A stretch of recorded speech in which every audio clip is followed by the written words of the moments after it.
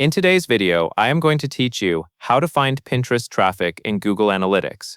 By the end of this walkthrough, you will know exactly where to look in GA4 to see traffic that is coming from Pinterest, using the right report and the right dimension so your numbers are accurate. Start by opening Google Analytics and landing on the Analytics home screen for the correct property.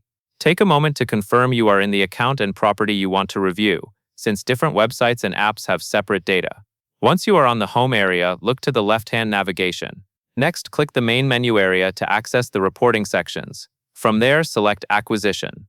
This is the part of GA4 that focuses on where your visitors are coming from, like search engines, social platforms, email, and referrals. In some layouts, you may click Acquisition again to expand it and reveal the reports inside. If you see the section already expanded, you can move on to the next click. Now choose Traffic Acquisition. This report is designed to show how people arrived on your site during their sessions, and it is one of the most useful places to verify social traffic sources like Pinterest. Once the Traffic Acquisition report loads, you will see a table with a default grouping, often called Session Primary Channel Group. That view is helpful for a high-level overview, but it can hide the specific platform names inside broader categories like Organic Social or Referral.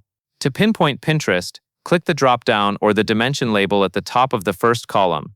From the list of options, select Session Source/Medium. This changes the table so it lists the exact source and the medium that brought the session, such as a platform name paired with something like referral or social. Finally, use the search field above the table and type Pinterest. This filters the rows so you can quickly isolate Pinterest traffic without scrolling through every source. You can now review the sessions and any other metrics shown in the report for that filtered view. If you see multiple Pinterest entries, that is normal and usually reflects different tracking formats or links. That covers everything you need to know.